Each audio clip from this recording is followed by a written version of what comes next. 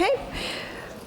So thank you all for being here today. I'm going to ask everyone to just stand for a moment of reflection and to then remain standing for the national anthem.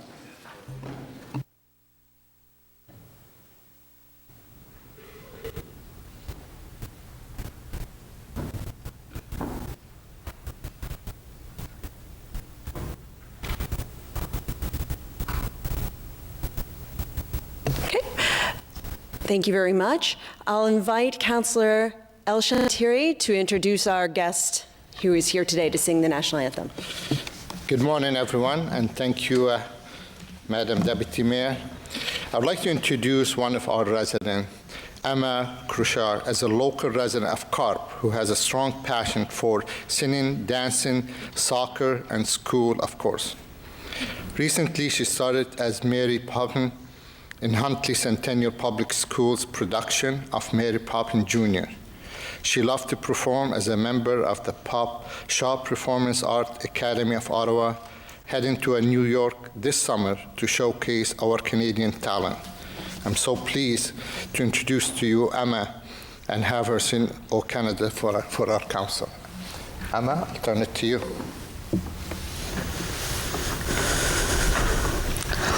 Oh, Canada, our home and native land, true patriot love in all of us command.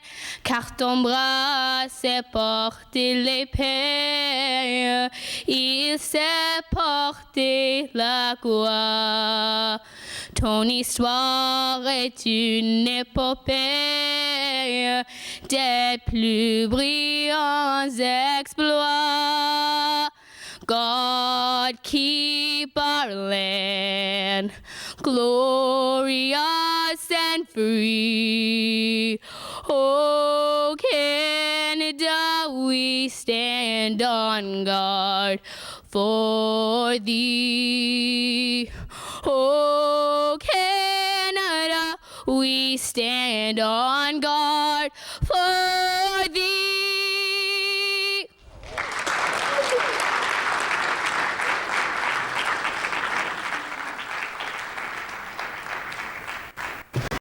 Thank you so much, Emma. I actually mentioned when Emma came in here today that maybe one day she'll be sitting in this chair. So thank you so much. I ask everybody to be seated.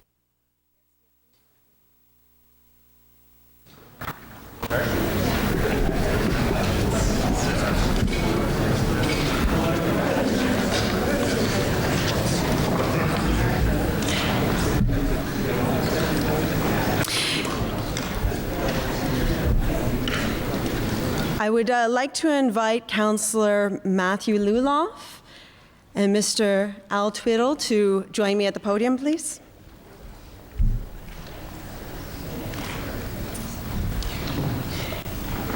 Thank you so much. I'm going to ask you if you want to speak. Pardon? I'm going to say a couple words, I'll present you, and then I'll ask you if you wish to speak. Okay.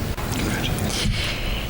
It is an honor to invite Mr. Al Twiddle to the podium for this Councillor City Builders Award presentation. J'invite maintenant Al Twiddle à It's an honor to invite Mr. Al Twiddle to the podium for the Council's City Builder Award presentation. I am pleased to welcome Orleans Councillor Matthew Luloff to join us, and I want to extend a warm welcome to Al's family, friends, and neighbors who are here with us today. Mr. Twiddle is being honored for his outstanding volunteerism and service to the community for over 50 years. He is one of Queenswood Heights' original residents, and he helped found the First Orleans Scout Troop back in 1969.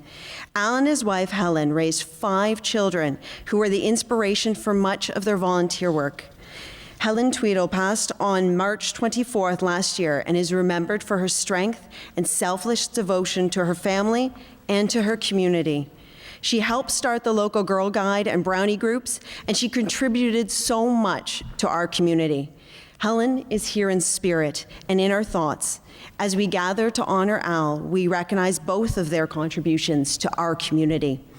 Together, they have been exemplarily civic-minded neighbors who care about their community and have done so much to make it better for all of us. Al has dedicated an incredible amount of time and energy to the creation and maintenance of parks and recreation facilities in our area. He is well known and loved for his dedication to taking care of City of Ottawa rinks, a huge commitment of time and effort that he has undertaken for, again, 50 years. This man is tireless. He was instrumental in expanding the number of rinks in the community and in playing a lead role in the creation of a number of parks in Queenswood Heights. He also helped build and fence in the first preschool playground in Centennial Park, the Queenswood tennis courts, and he developed the first toboggan hills in the area. Mr. Tweedle is a founding member of and chair of the Friends of Petrie Island, a volunteer community organization that was formed in 1997. That organization is committed to preserving Petrie Island as a natural area to be enjoyed by future generations, and is the organization responsible for developing and maintaining the island's original public beach. The Friends built the first nature trails on the island and have become the unofficial caretakers of this beautiful location, where they are involved in protecting and conserving the island's habitat. Al and Helen have both received a number of volunteer awards from the Queenswood Heights Community Association, including the Citizen of the Year Award in 2000. Al received a United Way Community Builder Award in 2008 for his work on Petrie Island and the contributions to the larger community of Orleans. He is known for his hard work, commitment, and leadership, and has been recognized by city councilors and community leaders for his many contributions. He is also known for his love of nature, and he is truly appreciated for inspiring others while passing on his knowledge and expertise. I would like to take this opportunity to thank Mr. Tweedle for his many contributions to the community and to the entire city. So I'd like to take this opportunity to thank Al Tweedle for his contributions to the community and the entire city. With the Mayor's City Builder Award.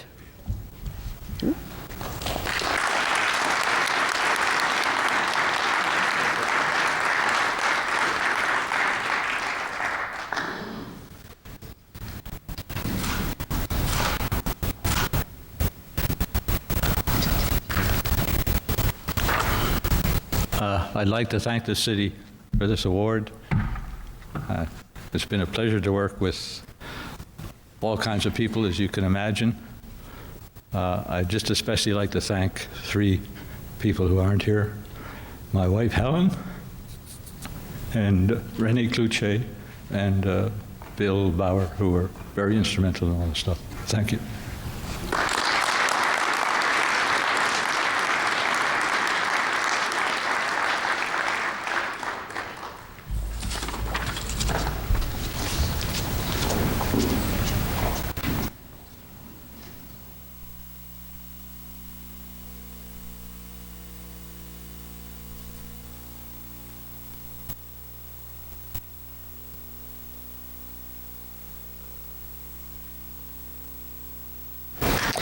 Roll call, please, Madam Clerk.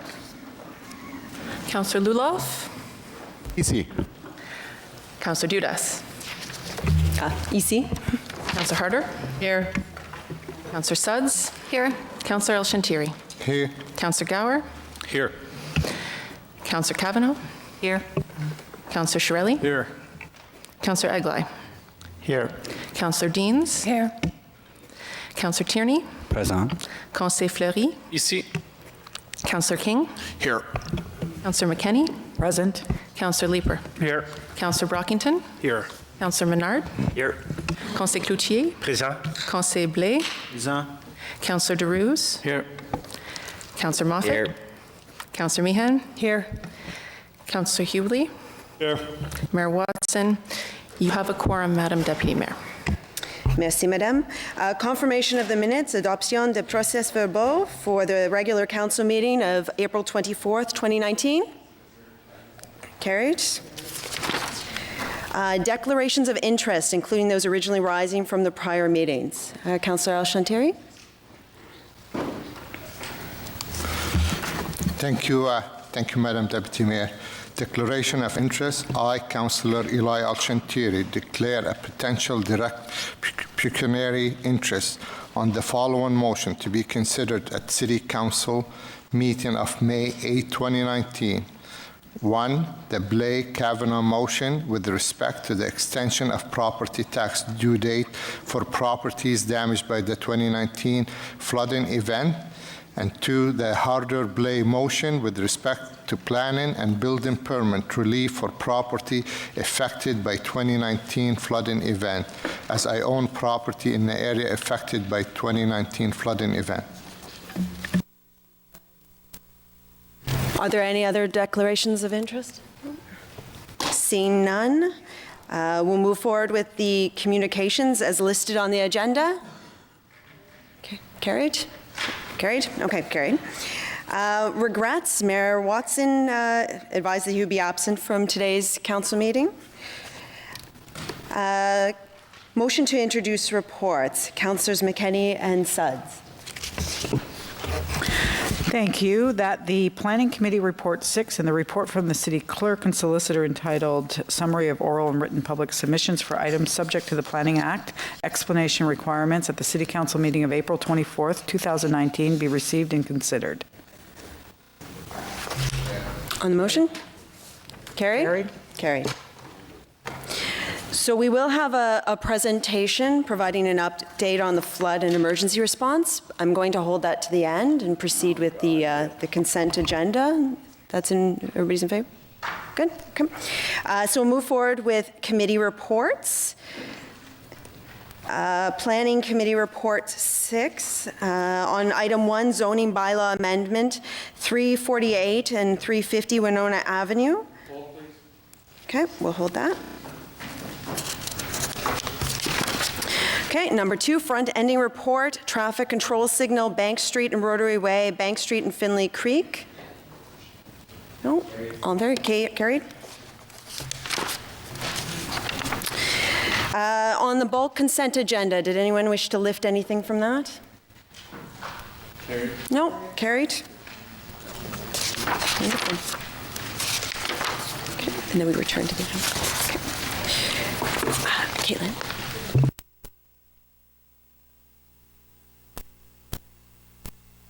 Okay, we'll proceed with the presentation now before going to the item that was held. Before I hand it over to city staff, I did want to say a few words in respect to the situation that our city has been undergoing. We are going to have an update this morning from our city manager, Steve Kanalakos, and Anthony DeMonte, General Manager of Emergency and Protective Services, on the 2019 flood response. But before I pass it over to them, I wanted to just take this opportunity to say a few words. As you know, our city remains actively engaged in the response to the flooding event, which has affected many residents in our community, especially those in West Carleton, Britannia, and Cumberland. A tremendous effort has been made to protect property and support the well-being of these residents. City staff, including our first responders, NGOs, other levels of government, including the Canadian Armed Forces, and over 15,000 volunteers have already answered the call to help those in need. We will learn more about these efforts in this morning's presentation, but I know I speak for many in Ottawa when I say thank you. Thank you for your time, your determination, and your dedication to helping so many of our friends and neighbors across our city. Je vous remercie tous. I thank you all for your good work, your commitment towards our community. I would also like to commend the actions of my council colleagues, especially Councillors Alchantiri, Kavanaugh, and Blais, who from the very start of this response have provided leadership and have given their all-in support for their communities. Indeed, many more councillors have also stepped up to volunteer with their teams and as individuals, filling sandbags, raising awareness, and providing support. And I wish to thank them for that effort as well. This incident demonstrates what we can achieve when we work together for the benefit of all Ottawa and all of our residents, irrespective of our ward boundaries. We know, however, there is still much to do. As we prepare to transition to recovery operations in the coming days, the continued collaboration of council, city staff, and our external partners will be absolutely essential. For more information, I will now ask our City Manager, Steve Kanellakos, to provide an update. Good morning, Deputy Mayor Dudas and members of Council. I'd like to say a few comments before I turn it over to General Manager DeMonte. We're at a turning point in emergency response right now as the situation seems to be stabilizing, but that by no means means that we don't have a lot of work left to do. We're relieved to see the floodwaters starting to recede. We continue to actively monitor water levels as the wet weather and spring thaw from up north are ongoing variables. We're also preparing full on for the next phase of work, including recovery and remediation operations. Before our General Manager of Emergency and Protective Services, Tony DeMonte, provides specific details on our ongoing operations, I'd like to echo Deputy Mayor Dudas' remarks and thank Council for its leaderships, in particular Councillors Blais, El Shantiri, and Kavanaugh. You've been on the ground. I've witnessed you working day and night to help your constituents through this crisis and continue to serve as that critical connection point with your affected communities. I had the privilege of touring the sites many times, and I can see how much your commitment and dedication is valued and appreciated by your residents. I also want to thank Mayor Watson for his leadership and judgment in declaring a state of emergency to ensure that the city had the necessary resources to help us through this very difficult period. I also want to thank Deputy Mayor DeRuse, who was acting for the mayor while Mayor Watson was recovering from surgery. Deputy Mayor DeRuse played a critical leadership role for staff and the city during the most dire days when this emergency was first evolving. And finally, I'd like to thank Deputy Mayor Dudas, who has stepped in now while Mayor Watson is on the second eye surgery and has been briefed and is fully positioned to be able to lead our team through this next period. I also want to take a moment to acknowledge the incredible work of literally thousands of city staff who have been working around the clock to respond to this emergency. This includes those who have been working the Emergency Operations Center, on the ground at our incident command posts, the community support centers, and behind the scenes at City Hall, or as volunteers. I've seen many of our staff actually out there as volunteers, not on the job, just helping their community, which is an amazing thing. I specifically want to thank Pierre Poirier and Jim Montgomery, who have been our commanders in our Emergency Operations Center, who played an incredible role in coordinating a massive number of items that come in every day for us to be able to respond appropriately to our communities. And they've been working at this since early April. And finally, Tony DeMonte, our general manager. Tony is one of the most experienced emergency operators we have in this city. And his experience and insight and guidance and judgment have been invaluable as we've been working our way through this scenario. We've come together during a time of crisis to deliver exceptional and compassionate service to those in need, and I really appreciate the efforts of all our staff and hope they're recognized as we move forward. I'd also like to acknowledge the governments of Canada and Ontario for their support, as well as Team Rubicon Canada, Ottawa Volunteer Search and Rescue, the Salvation Army, the Red Cross, and the Mennonite Disaster Service for their tireless work.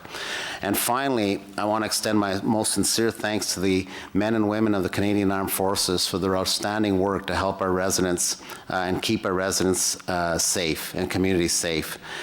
Their approach to working in such a skilled, collaborative, and respectful way says a lot about the professionalism of the soldiers in this country. And I always look upon them with amazement of how they just get out and they get it done. And they really were the difference makers in this emergency. The impacts would have been far more significant without their help, and we thank them for responding to the call to help for our residents in need.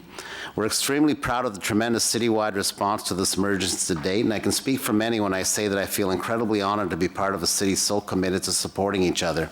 But the work doesn't stop there. We're in this lull where the waters are still high, they haven't receded yet, and we have a lot of work to do as we prepare for the recovery efforts, which we've been doing for days now, to get ready to hit the ground running the moment that water recedes. It's been said many times that this isn't a sprint but a marathon, and it truly is. Floods are very different from any other natural disasters.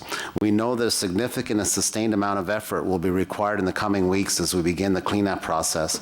We take great pride that members of council, city staff, community partners, and volunteers are there to help residents during an emergency, but it's important that we pace ourselves to get to the finish line. We're committed to supporting Council's work with residents and continuing to provide the same high-quality service we're able to deliver at the front end of this emergency. But before I turn it over to Mr. DeMonte, we're going to play a short video of drone footage that really captures the extent of the flooding along the Ottawa River. As you know, we saw a sudden increase in water levels that led us to project that the 2019 flood could have peak levels a half meter higher than those in 2017. These images are dramatic, and this footage was taken, just to give you some context, before the water actually reached its highest levels. Following that, Mr. DeMonte will provide a detailed overview of the city's response and an update on the current situation. Thank you.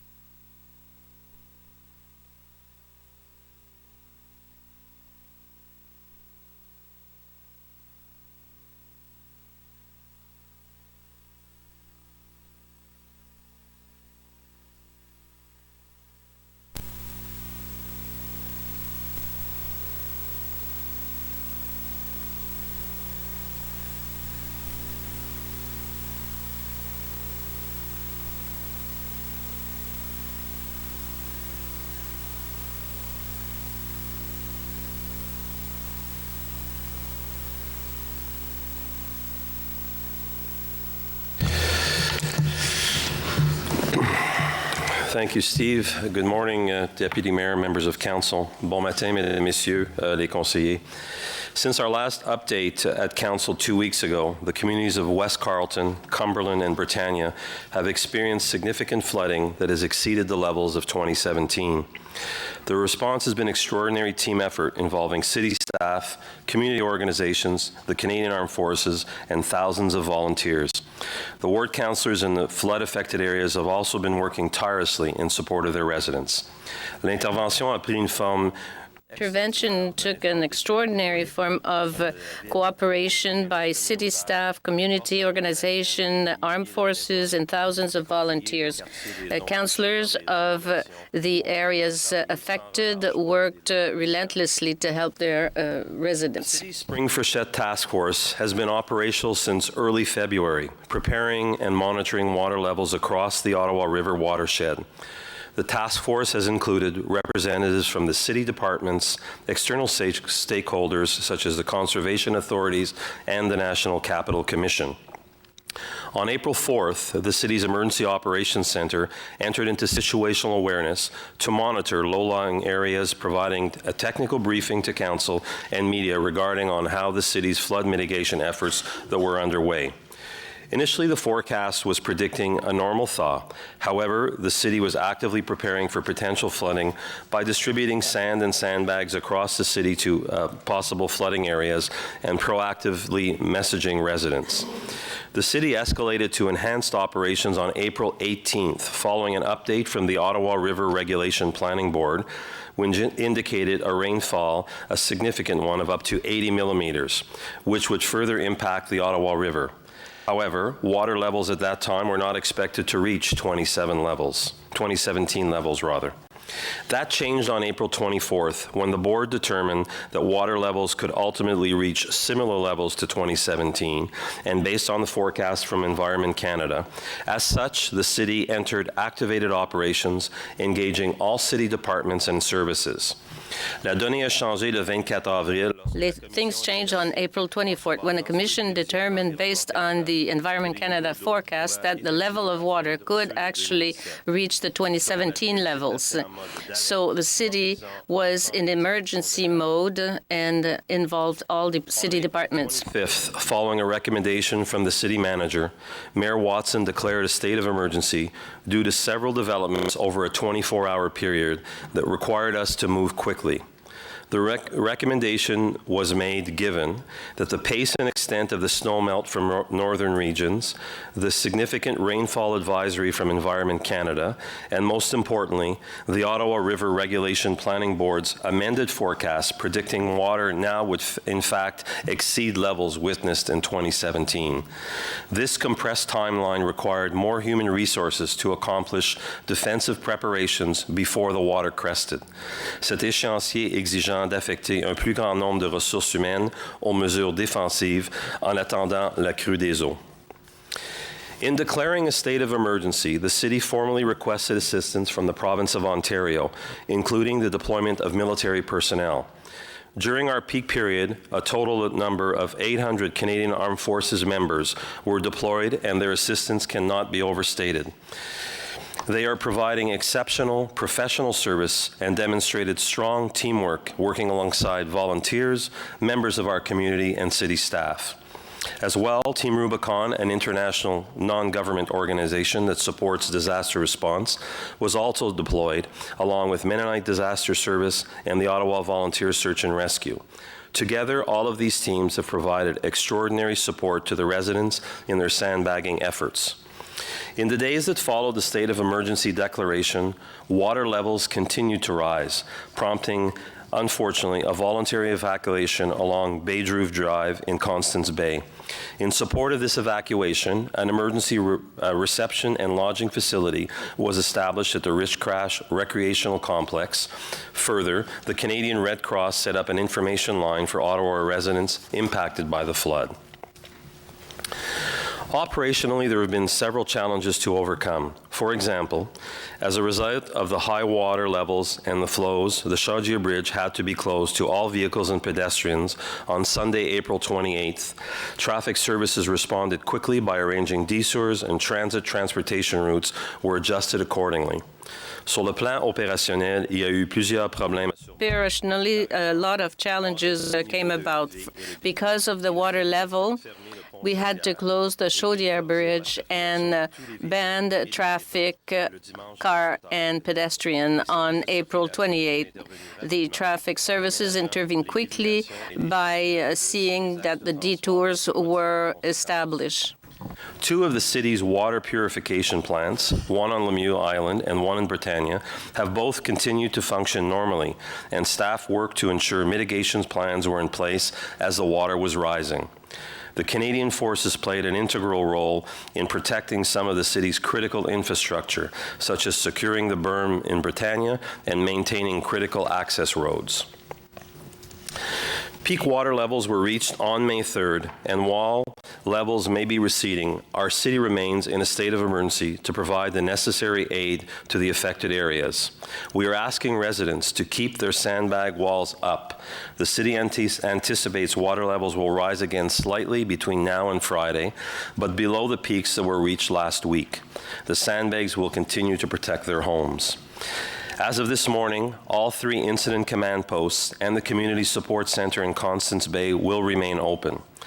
The voluntary evacuation area remains in effect, and 155 homes have self-evacuated.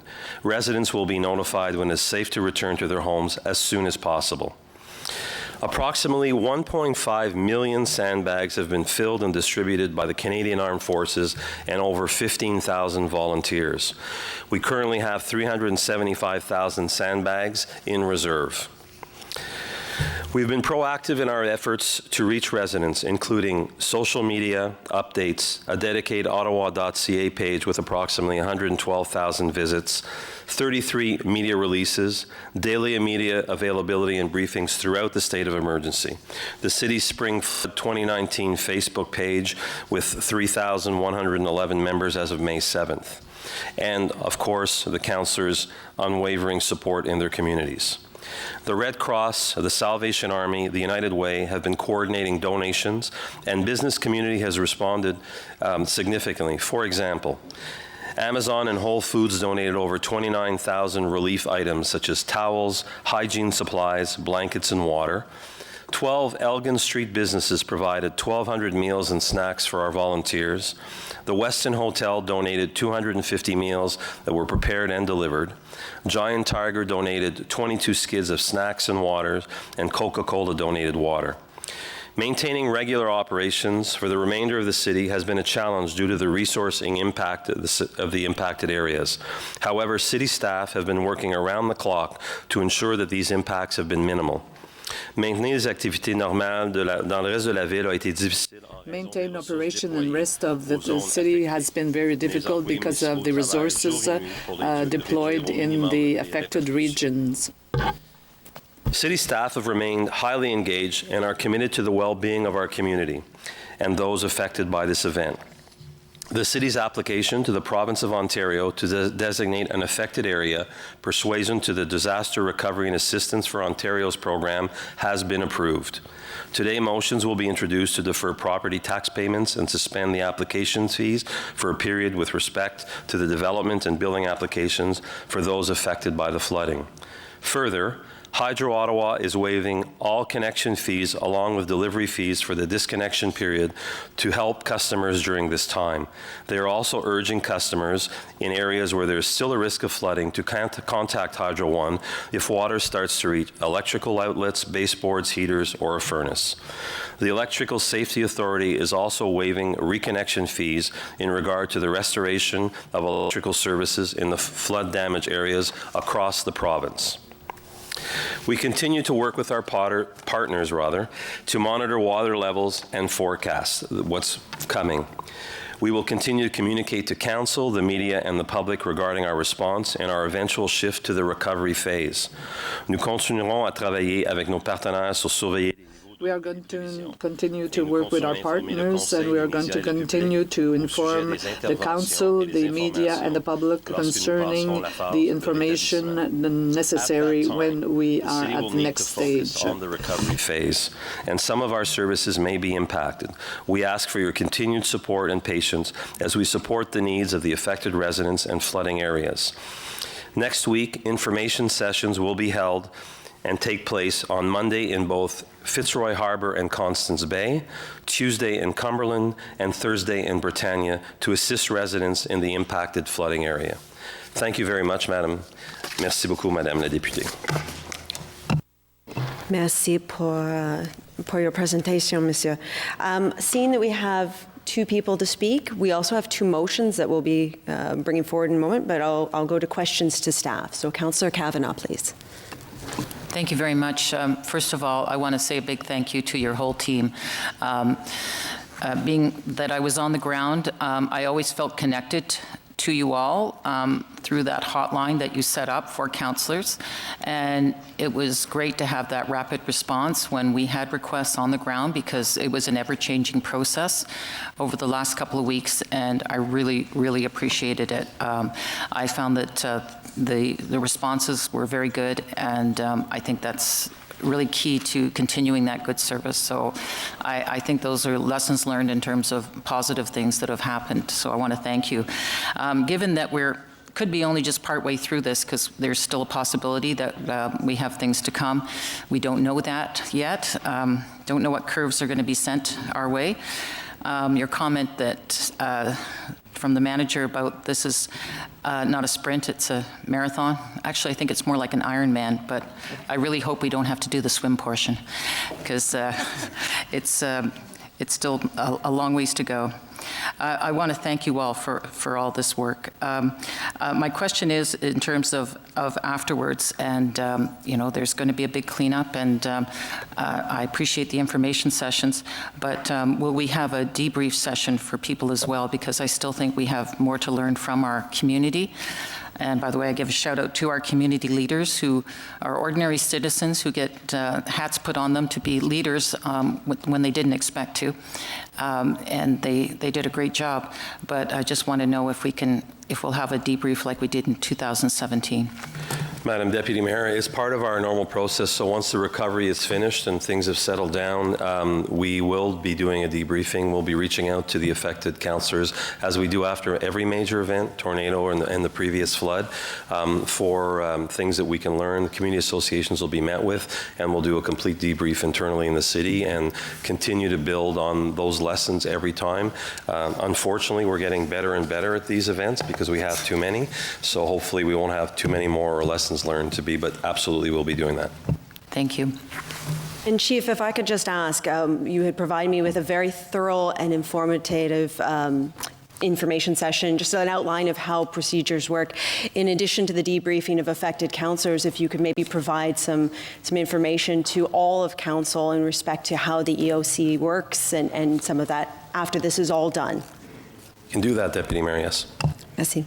Recognizing that we have two motions that actually speak to this very issue, and some of my colleagues may have questions to that, I'll actually go to the motions and ask them to be read out so that we can incorporate that into the conversation and maybe keep things moving along. So I'll ask Councillor Stephen Blais to speak to his motion, which is seconded by Teresa Cavanaugh. Thank you, Madam Deputy Mayor. That the City Council approve that the rules of procedure be suspended to consider the following motion, as the due date for the final tax bill is June 20, 2019, and it is recommended that residents impacted by the flooding event receive notice of the options to defer their taxes before that date. Whereas several low-lying areas within the City of Ottawa have been directly impacted by flooding in late April and early May as a result of higher water levels in the Ottawa waterways, and whereas Section 342 of the Municipal Act 2001 permits the municipality to establish different property tax installment due dates in the year, and the due date for installment for final property taxes for 2019 is currently June 20, 2019, pursuant to Section 3 of Bylaw 2019-45, which sets the installment due dates for property taxes. And whereas the City Treasurer, in consultation with the Manager, Security and Emergency Management, will identify properties impacted by flooding located primarily in, but not limited to, West Carleton March, Cumberland, Bay, Kitchissippi, and Orleans wards. And whereas to ensure that the city could provide tax billing deferrals for impacted residents as soon as possible and without an undue administrative burden, the City Treasurer has established the criteria for eligibility for property tax deferral, which may include deferral of any special levies in the final tax bill for 2019 for impacted property owners based on the existing farm grant program as further described in Schedule A, in accordance with Council's authority under Section 342 of the Municipal Act 2001. Therefore, be it resolved that Council approve the extension of the due date for payment of 2019 final tax bill to December 5th, 2019, for those properties identified by the City Treasurer in consultation with the Manager, Security and Emergency Management that are damaged by the flooding event, which has prevented their normal use, which are located in primarily but not limited to West Carleton March, Cumberland, Bay, Kitchissippi, and Orleans wards, and based on the eligibility criteria set out in Schedule A, and be it further resolved that the City Treasurer be directed to provide impacted residents with information on their tax deferral options as soon as possible following the adoption of this motion, and be it further resolved that the City Treasurer be delegated the authority to extend the option for tax deferral to any impacted property that may have been missed in the initial gathering of information. Thank you, Councillor Blais. These two motions require suspension of the rules of procedure. Carried. Wonderful. Councillor Harder, seconded by Councillor Blais, will speak to the motion for planning and building permit relief for properties affected by the 2019 flooding event. Please, Councillor Harder. Whereas several low-lying areas within the City of Ottawa have been directly impacted by flooding in late April and early May as a result of higher water levels in the Ottawa waterways, and whereas repair or reconstruction of affected buildings and structures will be required, and whereas property owners may require relief from the zoning bylaw in the form of minor variance applications in order to rebuild existing buildings and structures in areas affected by flooding, and whereas these minor variance applications will cause delays and additional costs to property owners affected by flooding. So what this motion does is therefore be it resolved that staff be directed to review the areas affected by the flooding and bring a report to City Council by the end of August 28th. 2019 that proposes amendments to the zoning bylaw or zoning process to permit reconstruction of existing buildings and structures affected by flooding in accordance with flood-proofing standards and permits issued by the conservation authorities without the need for minor variances. And be it further resolved that the general manager of planning be authorized to suspend the application fees with respect to development applications submitted prior to council's consideration of the report, and that's key, on August 28th. Be it further resolved that the chief building official be authorized to suspend the application fees with respect to demolition permits and building applications submitted prior to council's consideration of the report on August the 28th, 2019. Thank you, Councillor Harder. So we'll return to questions to staff, whether it's on the presentation or on these two motions, and Councillor Brockington. Thank you, Madam Acting Mayor, and good morning to everyone. My questions are actually to staff with respect to the report. I certainly appreciate the Blais and Harder motions, but I just have some general questions.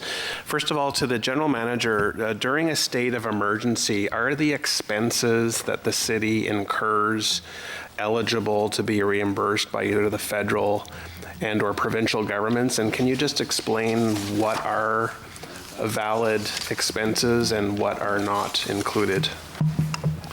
Madam Deputy Mayor, the city can also, through the provincial program, apply to recover its costs. There are criteria, and generally the basic principle is the city has to spend more than 3% of its operating budget to start beginning to be eligible to recuperate our costs. So is that likely? As I see my colleague, the treasurer, shaking her head, not likely. We were not able to recover anything in 2017, and because of the size of our operating budget, that's not likely.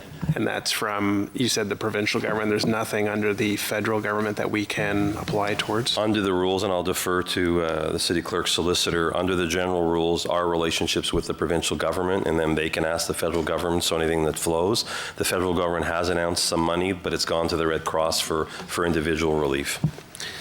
My other question is regarding infrastructure and how the conversation will evolve with respect to, first of all, getting a status update on the Britannia berm. There were reports in the media that it was showing perhaps some wear and tear. But with respect to preventing water infiltration in the future, particularly in Constance Bay and Cumberland, when will staff assess potentially infrastructure needs to protect these homes and properties going forward? If flooding and these types of events are going to be more routine, then we just can't say, oh, we'll just continue to go through this over and over again. We're going to have to look at some options. When will that actual discussion happen? So, Madam Deputy Mayor, first of all, on the Britannia berm, the berm has performed as designed, largely. There have been some minor issues of water infiltration, some of it from overtopping, some of it from the way it was joined, and we will be continuing to monitor that through this event, and then after the event is over, going back and looking to see whether any adjustments need to be done on that piece of action. I have to remind Council that berms and flood protection of that sort aren't always suitable in all situations. So the situation in Constance Bay, for example, where it's a highly sandy conditions, a berm would not have prevented the water infiltration we have seen. But it may be a viable option in other parts of the city. The next step for us is we are already in process, even before this flood event happening, of doing new climate projections locally in partnership with the National Capital Commission as part of our energy evolution and climate change adaptation strategy. That work will get done this year. We will go right then into a vulnerability assessment. The vulnerability assessment will help us prioritize the works we need to do in terms of our critical infrastructure and these sorts of things. That will be an appropriate time to raise this issue. And then following that exercise, we can start building these things into our infrastructure master plans and capital budgeting processes. So it's unlikely that there'll be any significant efforts for the spring of 2020. It sounds like this review and the studies will take some time, and at least for 2020, we will be sort of in the same situation we are in now. So if I can suggest that it's not entirely quite as that. I mean, there are certainly steps we can do in terms of prevention and preparation, and certainly this 2019 flood, we were far better prepared than 2017 flood, and there were meaningful things done that prevented further property damage, even though it's a larger flood.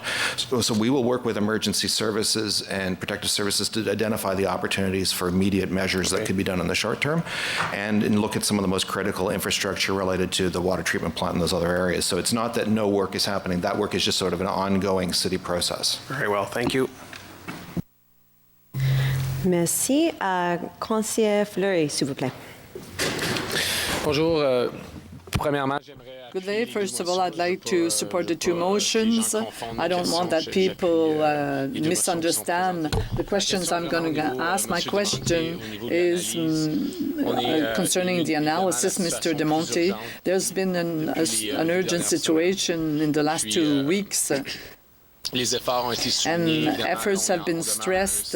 We are asking a response status quite high.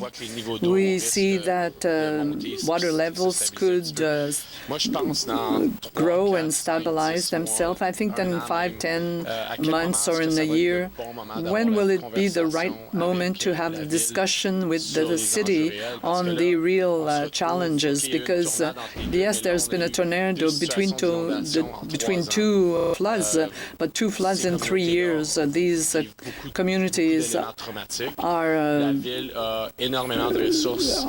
under a lot of stress. The city has a lot of resources to deploy, and it disturbs the structure of the town without minimizing all this trauma. And for residents in their communities, what kind of forum are we going to have at the council table to discuss these matters? And I'm going to continue with my second part of the question. The government in Gatineau has announced programs.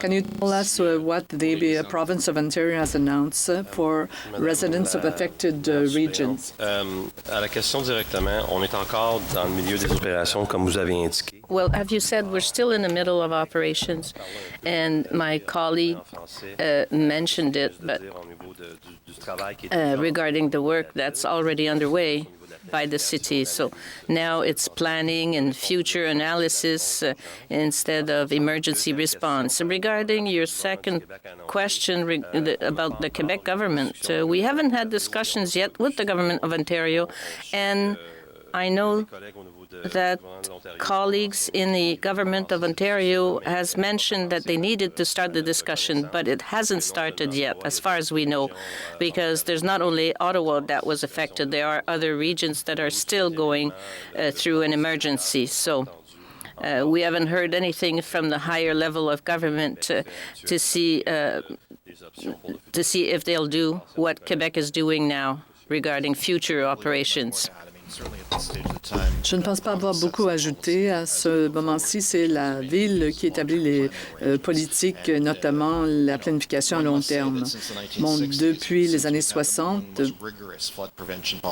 depuis que nous avons les politiques les plus rigoureuses en matière de planification des inondations, les autres provinces rattrapent leur retard par rapport à l'Ontario. Eh bien, tout développement peuvent être conservés. Alors, il nous faut nous adapter, et c'est le fondement de cette motion, amener les gens à adapter leur structure pour qu'elles résistent mieux aux innovations, si ces personnes insistent pour demeurer sur place. Je voudrais revenir à la question. Il y a 2 éléments au programme provincial ou à la participation provinciale. Il y aurait le remboursement du coût des efforts déployés par la Ville, et il y a aussi le soutien accordé aux résidents qui ont été individuellement touchés par les inondations. Votre réponse, M. De Monte, reflète les 2 éléments, ou est-ce que vous parlez de la portion de la Ville? Le programme permet aux particuliers, comme c'était le cas en 2017, de présenter une demande d'aide financière en vertu de ce programme. C'est malheureusement complexe. Voilà pourquoi nous avons des séances d'information pour aider les résidents. Il y a d'abord leur assurance qui s'applique. Ensuite, il y a un programme provincial qui s'appliquerait. Donc voilà pour les particuliers, pour la ville, pour que nous puissions recouvrer nos coûts. La municipalité peut présenter une demande en vertu du programme, mais les frais que nous pouvons récupérer ne s'appliquent que lorsque 3 % du budget de fonctionnement a été dépensé. Ça ne s'est pas produit en 2017 et ça ne se produira sans doute pas maintenant. En 2019, nous ne pourrons sans doute pas récupérer une portion quelconque de nos frais. Councillor Al-Shantari, please. Conseiller Al-Shantari. Thank you, Madam Deputy Mayor. Je vous remercie, Madame Vice-Maire.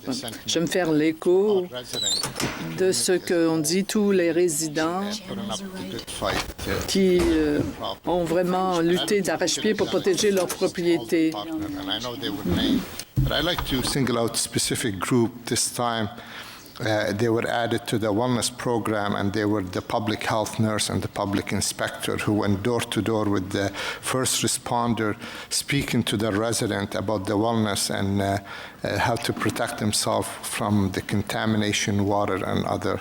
So those folks really, they were hand in hand with the first responder, house to house, door to door, making sure our residents receive the wellness and support them to stay home to fight the fight. And with that, we thank them sincerely because, and I want to thank my colleague, to all of you reaching out, but specifically Councillor Suds, who passed me on one of her staff, and he's a troubleshooter, and he did a great job really supporting me on the ground for 3 days. So I still want to say thank you to Andreas, known as the chief staff of Councillor Suds. With that, my question to the general manager and to all of you around the table, the sandbag has become an issue. A, we want to be clear they should not be removed anytime soon until message comes from the city. And secondly, those sandbags, they're not toxic. We didn't have salt in them this time. They're not toxic. They're contaminated, I understand, but so did the beach, so did the front yard, so did everything we have is contaminated. So I like to see our official working with the public health doctor to make sure we have a consistent message. If the beach are contaminated, so did the sandbag. So why not put the sandbag on the beach and treat them one sunny days and turn around? So versus go picking them up, because A, city staff or the armed forces will not go on a private property pick up those sandbags, and it's going to be a huge burden on the resident to do. So I'd like you to consider this before we make any further decision, to have a discussion with the public health about those sandbags.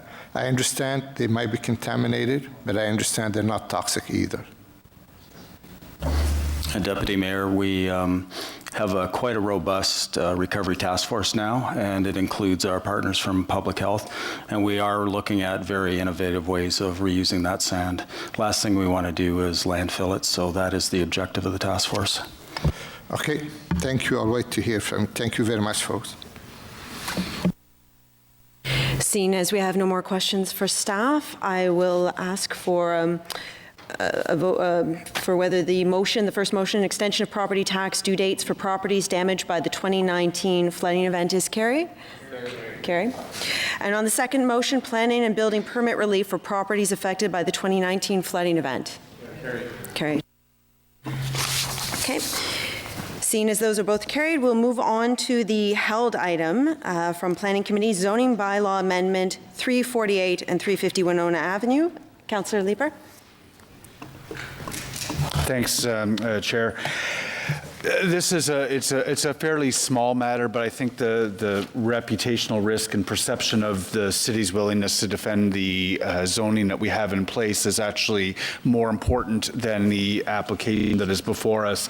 For those of you who need a quick refresher on what this is, these are 2 triplexes that have been built, and the developer is seeking permission to put a 4th unit into the basement of them. So they're 3-story buildings, and they're seeking seeking permission to put a fourth unit in them. The developers in this instance went to the Committee of Adjustment, and they asked for permission for the variances necessary in order to build a triplex. And the community went out to the Committee of Adjustment meeting to have a discussion about a triplex. But as has happened so often in the ward, as we see the ward being transformed by infill, the developer intended virtually all along to build the triplex and then come to us for permission to put the fourth unit in the basement after the building was already built. The building is, the fourth unit is already roughed in, it's there, it's waiting for the rezoning and the occupancy. And this happens time and time again. The developers are seeking to not have to trigger the site plan control requirements. When you go from 3 to 4 units, you need to go into site plan. They want to get the building built and start getting some revenue coming into the project before they go to the expense and the time of getting their site plan. The problem is they're not doing anything illegal, but the problem is that residents are feeling powerless. They're feeling as though the city is not willing to defend their interests in the face of the dozens of infills that are going into our neighborhood every year. This is an issue that is coming to your ward soon. If you have a mature neighborhood that is going to be infilled, start getting infilled in the next 5 or 6 or 10 years, you're going to be facing the same perception of yourself and the city that residents of Kitchissippi have with respect to our willingness to defend the zoning that's in place. What I'm asking is that council reject this application for these fourth units in order to send a message to developers that the damage to our reputation that's being done by this particular development process is more than we can accept.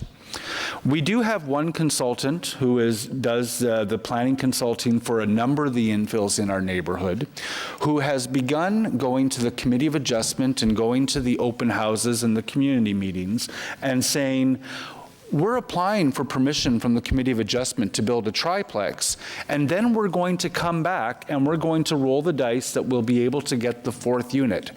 They're saying from the very beginning, we intend to make this a 4-unit building.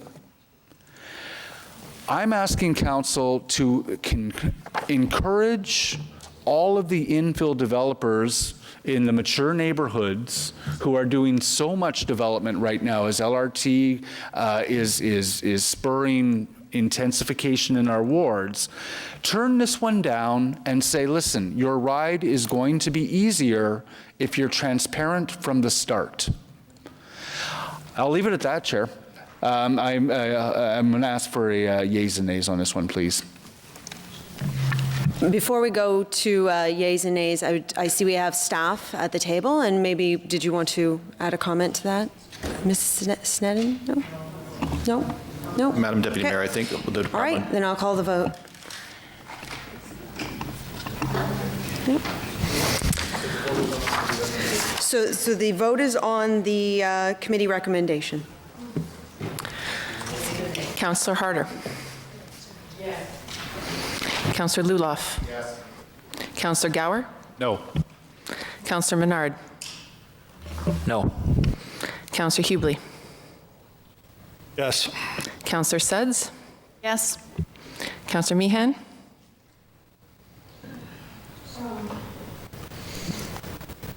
No.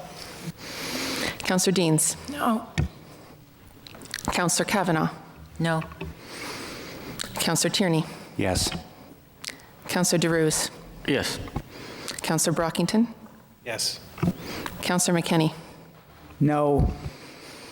Conseil Cloutier. Oui. Councillor King. No. Councillor Shirelli. Yes. Councillor Blais. Yes. Councillor Egli. No. Conseil Fleury. No. Councillor El Shantiri. Yes.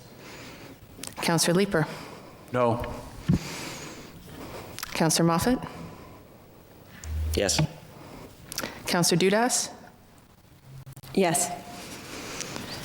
Mayor Watson, 13. 13 pour, 10 contre.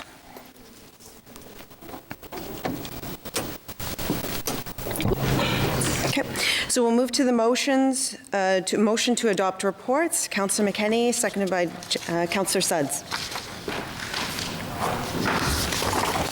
Thank you, Deputy Mayor. That Planning Committee Report 6 and the report from the City Clerk and Solicitor entitled Summary of Oral and Written Public Submissions for Items Subject to the Planning Act, Explanation Requirements at the City Council meeting of April 24th, 2019 be received and adopted as amended. Carried? Carried? All carried? Good. Motions requiring suspension of the rules of procedure. Councillor Harder, seconded by Councillor Tierney. Yes, as I hope all of you know, tomorrow at Planning we have the development charge background study and bylaws that's coming to committee. It's absolutely a critical piece of policy work that we do, and it has time restrictions. So what we did previously in order to allow council to have the opportunity to provide other motions potentially, but still deal with the timeline. We really only have the 22nd council meeting before that deadline of June the 10th, 2019. So what we are asking, and the whole verbiage is there on the screen if you'd like to, if the staff would like to roll it down. What we're asking is that, therefore be it resolved that City Council approve with 3/4 present and voting that the rules of procedure for the May 22nd Council consideration of the development charges background study and bylaws report include as follows.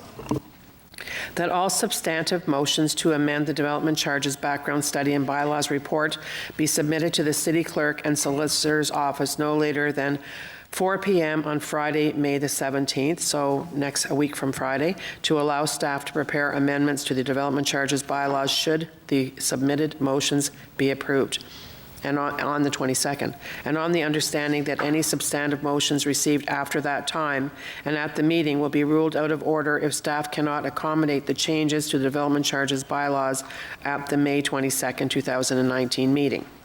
And 2, that the development charges background study and bylaws report be considered as the first substantive item after the consent agenda, such that if there are substantive motions, so if somebody doesn't submit by a week from Friday, staff will do their best to try and work with it, but there's no guarantee at all because it's quite complex. This is something we're dictated under the Development Charges Act of Ontario that we must comply with the timelines.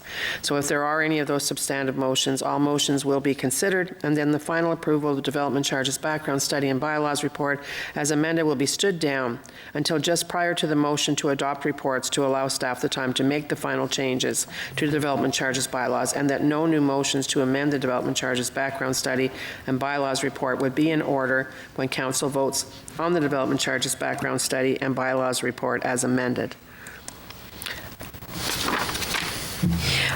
Before we go to questions, so on the suspension? Carried? Okay. And I see Councillor Shirelli, you have a question? So the question is for the city solicitor. Does this motion and the changes to procedure in it conform to the Act? Yes, Madam Chair, I believe it does. Yeah. What about the 2/3? Council can set that appropriately as they deem it's according. So yes. Okay. And restricting the introduction of motions at the meeting? As I understood the motion, it was to restrict it if the substantive changes could not be adopted by staff at the meeting. So is that a yes? I guess that's a yes. Okay. All right, thanks. Okay. On the motion? Carried? Okay, we have a call for yeas and nays. Madam Deputy Clerk? If somebody's thinking of not supporting this, which is a procedure that we did previous development charge, as I mentioned, perhaps it would be worthwhile for Mr. Mark who's our development charge expert, to make comment on it as to why this happens this way. Yes. Just suggesting. Mr. Mark, if you want to weigh in. Madam Chair, the city must adopt a new development charge bylaws no later than June 10th. Otherwise, there will be no development charges in the City of Ottawa. So on June 11th, which was prior to the next council meeting, developers would be able to pull building permits and not have to pay any municipal development charges. That's why it is, in staff's opinion essential that this bylaw be carried on the 22nd. Staff, of course, will be willing anytime starting today right up until Friday, May the 17th, to assist councillors in drafting the motion, but it is essential that the bylaws get adopted on May the 22nd. Okay, I just have questions then. Oh, okay.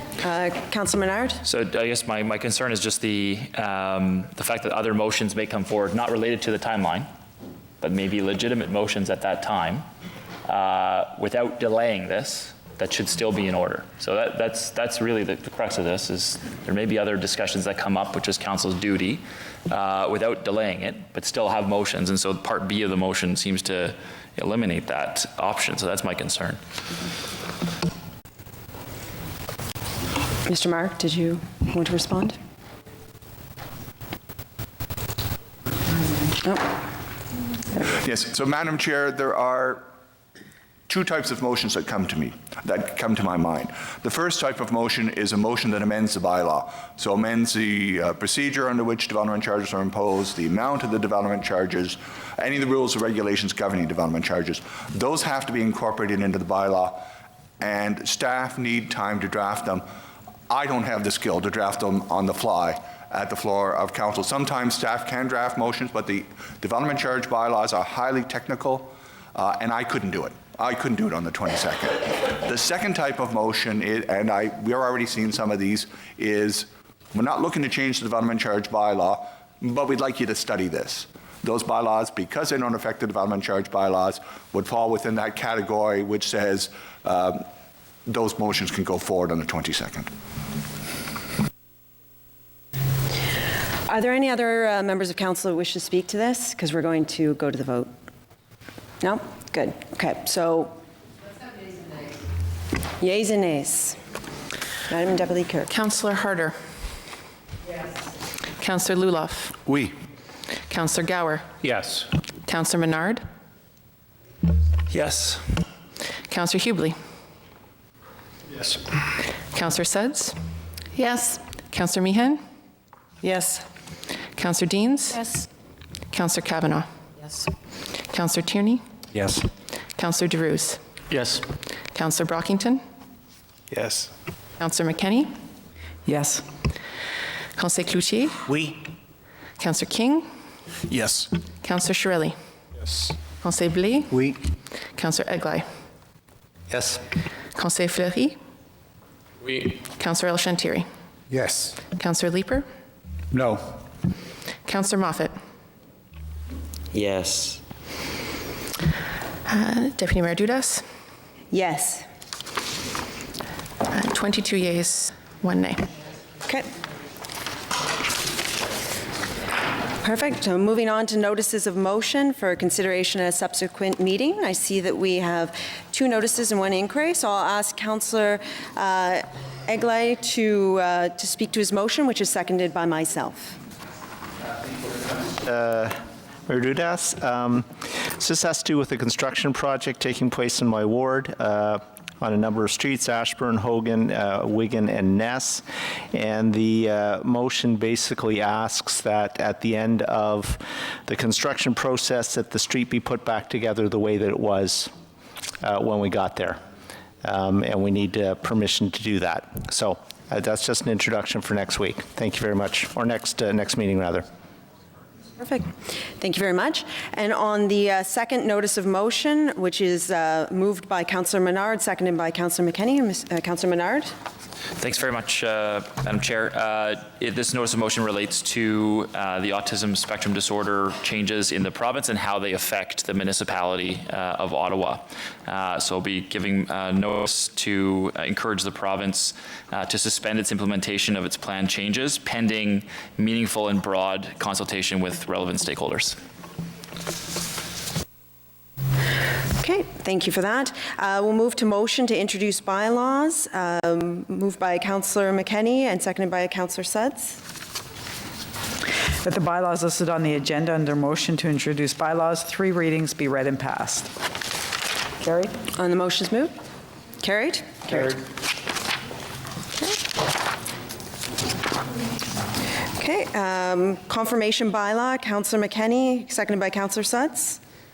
That the following bylaw be read and passed to confirm the proceedings of the council meeting of May 8th, 2019. On the item? Carried. On inquiries, we do have one inquiry by Councillor Leeper. Councillor, do you wish to speak to that? Thanks, Chair. Yes, I do have an inquiry for planning and economic development. It's a long one. I apologize. Inquiry. The City of Ottawa has undergone several Main Street renewal projects over the past 10 years. While each project is unique, many best practices have been learned from each one that could potentially be applied to future projects. 1, does the city conduct any follow-up evaluations of business owners and residents post-construction to assess their experiences and outcomes? 2, what would the process be to establish a best practices guide for municipal construction projects that could be communicated to residents and businesses? Providing advance notice to business owners for construction projects and keeping them well informed is essential to ensuring they can continue their operations. 1, does the City of Ottawa have a targeted communication strategy for businesses during long-term municipal construction projects? 2, does the city have a set standard for how far in advance planned construction is communicated to residents and business owners? 3, what would be the costs of adding a business liaison role for various areas in the city, West, East, Central? Potential within the economic development branch to communicate with business owners during long-term municipal construction projects. Thanks. Hold your enthusiasm. Perfect. So we'll move to adjournment. Councillor McKenney, seconded by Councillor Sudds. That the proceedings of the City Council meeting of May 8th, 2019 be adjourned. All in favor? Carried. Have a good day, everyone. Ayes and ayes. Jason. Yeah.